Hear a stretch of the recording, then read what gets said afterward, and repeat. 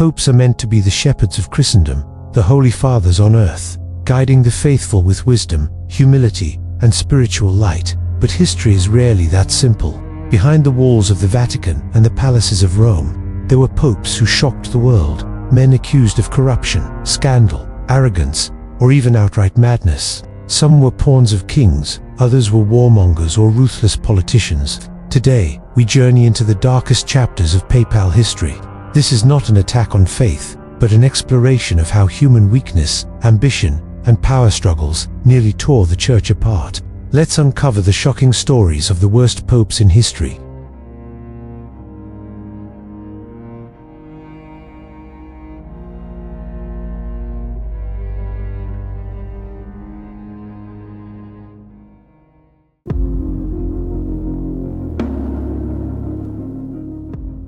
Imagine a courtroom unlike any other.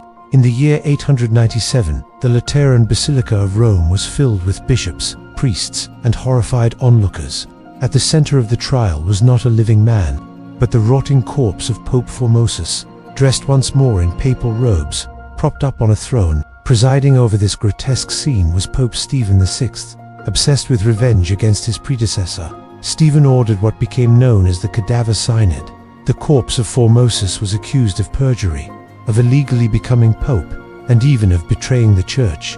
As the trial went on, attendants shouted answers for the dead pope. The verdict: guilty. The corpse was stripped, mutilated, and thrown into the Tiber River. Why does this matter? Because Stephen's actions shattered the dignity of the papacy. Instead of spiritual leadership, the world saw cruelty and madness. His reign ended violently. Enraged, Romans stormed the Lateran palace, seized Stephen, and strangled him to death in prison. The Cadaver Synod remains one of the most disturbing episodes in papal history.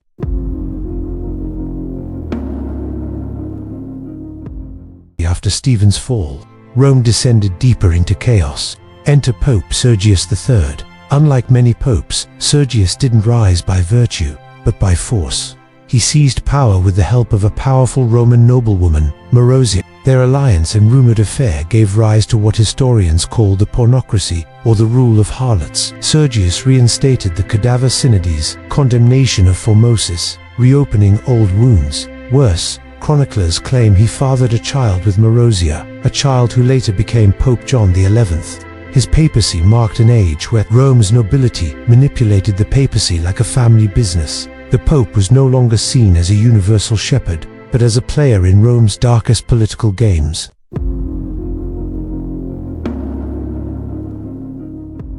Elected at just 18 years old, John XII seemed like a symbol of youthful energy. Instead, he became infamous for turning the Lateran palace into what critics described as a brothel of sin. Accusations swirled: gambling, drunkenness, blasphemy, and countless affairs. Chroniclers even claimed he toasted to pagan gods and invoked demons to help him win battles. But perhaps the most shocking detail: his death. While accounts differ, one story claims John XII was beaten to death by the husband of a woman he was caught with in bed. Though exaggerated by enemies, the reputation stuck. Too many, John XII symbolized a pope who abandoned spiritual duty for worldly pleasure.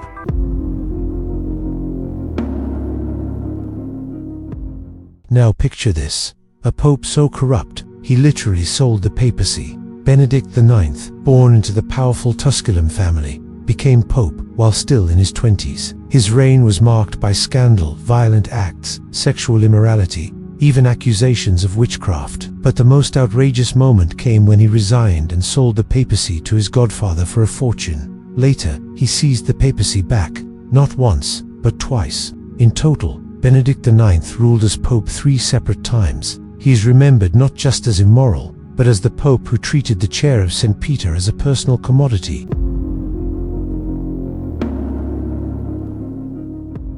By the late 13th century, papal corruption had a new face: nepotism. Nicholas III, from the Orsini dynasty, used his power to enrich his family.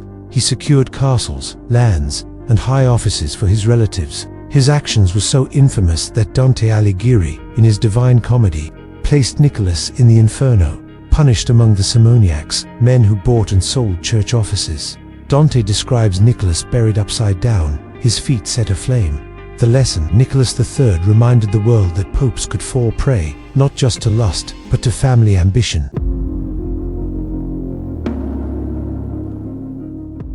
Few popes claimed power as boldly as Boniface VIII.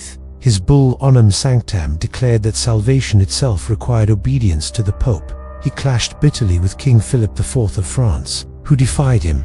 The conflict ended in humiliation during the Anagni affair of 1303, when Boniface was captured and beaten by French troops. Though freed, he died soon after, his authority shattered. Dante again immortalized him in the Inferno, condemning Boniface for simony and arrogance. Boniface VIII symbolizes how unchecked papal pride could spark international crises.